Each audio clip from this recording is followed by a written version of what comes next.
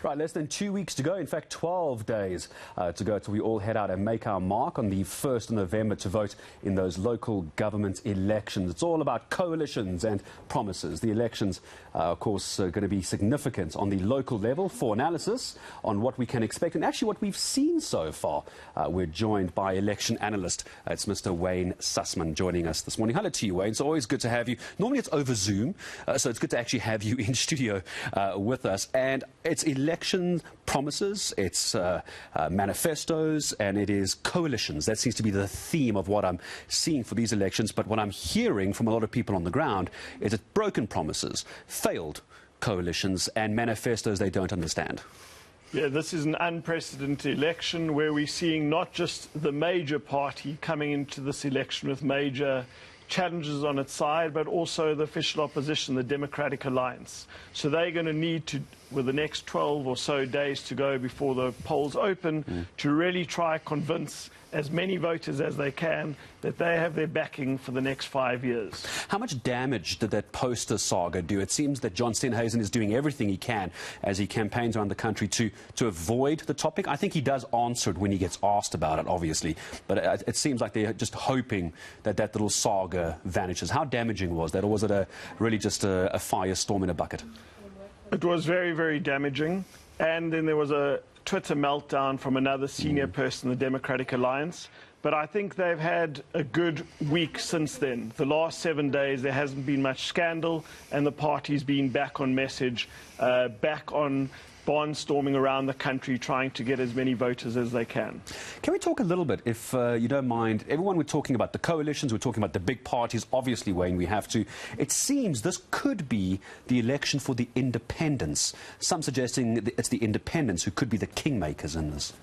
Gareth, it's very important for viewers to understand the difference in independents and local and regional parties. I think local and regional parties are likely to be the main surprise package in this election, where parties which are just concerned about the town where they live in or the particular part of the country they live in, where they're going to offer solutions, where they're saying that Lutuli House or the Democratic Alliance head office is out of touch with the challenges in that specific municipality. So yes, the independents might be a factor, but I think local and regional parties are more likely to give the ANC, the DA and the IFP some headaches in this election. There's also the, I'm sure you would agree, the small element of the EFF, which is always going to make inroads, especially at the local level, because their strong message has been service delivery. But it seems, if you take a look at what people are saying on social media, Wade, I'm not saying you need to believe everything on social media, obviously, but it seems when it comes to service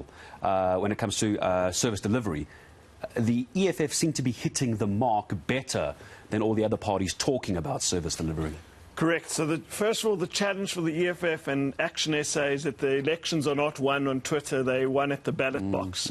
However, having said that, the EFF have been running a very interesting campaign. They're spending a lot of time in places where the ANC and the DA are not necessarily campaigning. So their hope in this election is to become the official opposition or possibly even the largest party in many municipalities across this country. Also, can they continue to break through in KwaZulu-Natal like they did in 2019? Their campaign promise is land and jobs, and they want to be the big disruptors in this election. Do you think that's why we've seen such a big push by Cyril Ramaphosa and the ANC in KZN? It's not to try and get more voters. I mean, obviously it is, Wayne, but it's to try and fend off the EFF offensive. Correct. The fascinating thing, both in KwaZulu-Natal and the Free State, is that the ANC is forced to campaign in municipalities where they do not, haven't traditionally had to campaign in a local government election. Let's remember, in a national election, you're going to campaign in the areas where you're most likely to get the most amount of votes. Let's say Giyani in Limpopo, a traditional ANC stronghold. However, in this election, the ANC is forced to campaign in places like Putatijaba and Harrismith, traditional ANC strongholds, because they are under direct pressure and threats from local parties and in KwaZulu-Natal from parties like the EFF and the IFP. Are you getting the impression, Wayne, that infighting within the ANC, let's call it factions, they hate the word factions, but I'm going to use it, is that going to affect those voting for them on the 1st of November? Does the average voter care about factions within the ANC, or are we more worried about service delivery, electricity, etc.? That you make a very important point there. This election is about service delivery. This election is about sanitation, about refuse removal, about maintenance of our roads, about the effective stewardship of our cities. However, having said that, when that factionalism leads over to violence, and sadly an ANC councillor candidate lost their lives, a 29-year-old man, a few days ago, that is absolutely gut-wrenching. So when that factionalism spoils over to violence, I really think it's a turn-off for voters, and let's hope that the next few days will be far more peaceful. Perhaps let me leave this as my last question to you, Wayne. On the power issue, the electricity issue, Eskom, we've heard the DA come out, the ANC come out, and many other parties saying, if you vote for us, we will fix the electricity problem. That surely can't be a promise that most people can, make, and that most people are going to believe. That's just beyond any kind of political rhetoric. I'm sure you agree.